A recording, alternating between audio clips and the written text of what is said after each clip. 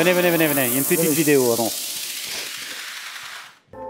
À l'École normale supérieure de Lyon, on forme aujourd'hui les chercheurs de demain. Du Master 1 à la thèse, nous leur proposons des parcours à la carte en lien avec les laboratoires de recherche fondamentale. 2770 étudiants, 1000 chercheurs et enseignants-chercheurs partagent ici une même exigence et une même passion pour la connaissance dans toutes les disciplines. À l'ENS de Lyon, le laboratoire de chimie décline un large spectre de compétences, de la molécule au procédé. La chimie interagit également avec d'autres disciplines, telles que la physique, la biologie et la géologie. Dès leur première année, les étudiants de l'école se forment à la recherche par la recherche. L'ENS de Lyon est très fier d'avoir lancé la première édition du tournoi français des chimistes avec 4 autres grandes écoles. J'ai choisi de participer au tournoi français des chimistes 2020 puisque c'est un premier pas dans la recherche. Pour une raison simple, c'est que les sujets sont très intéressants, donc ils posent des problèmes ouverts et on doit vraiment utiliser toute notre intelligence, toutes nos connaissances en chimie pour réussir à y répondre convenablement. J'ai trouvé que c'était super intéressant de pouvoir faire des manips qu'on choisit nous-mêmes et qu'on n'aurait jamais eu l'occasion de faire en TP classique. Je trouve que c'est une manière d'aborder la chimie autrement que ce qu'on fait habituellement en TP et c'est assez intéressant.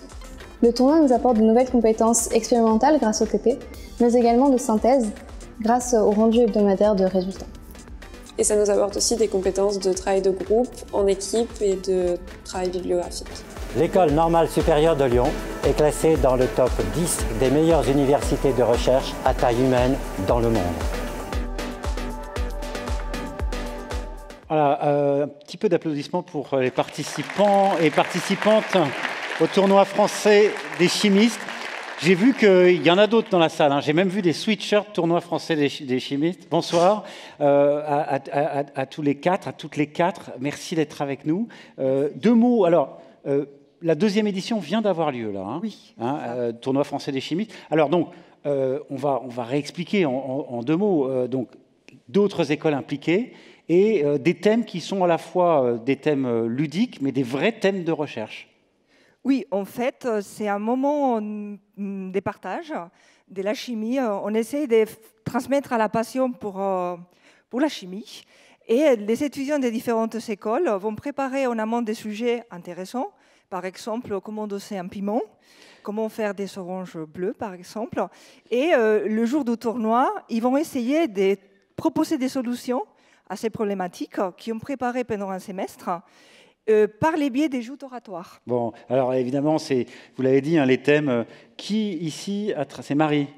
Comment gérer les marées noires? C'est moi. Et c'est quoi, comment gérer les marées noires? En fait, c'était trouver une option chimique pour éponger les marées noires. Donc, avec ma binôme, on est parti sur une option très littérale où on a essayé de faire des éponges magnétiques qui ont une affinité particulière pour le pétrole. Alors, il y a le cuir de fruits et légumes, ça c'est vous aussi. Hein, c'est moi aussi. Voilà. Comment faire des vitraux éclairés la nuit?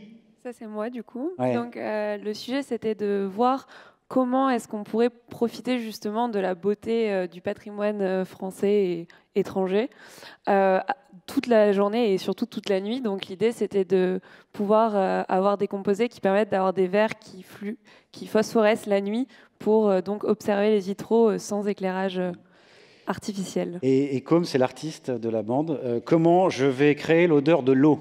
Exactement, donc un peu plus artistique.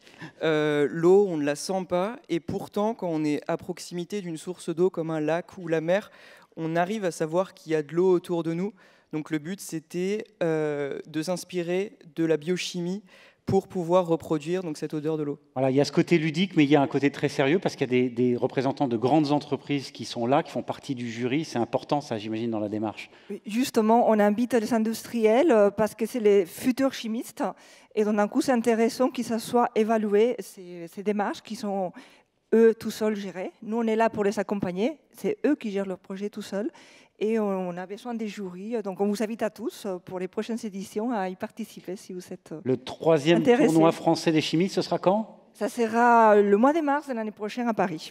Eh ben, écoutez, voilà, donc merci. Bravo pour cette belle initiative. Bravo à vous. Vous voulez prendre une photo tous les 4?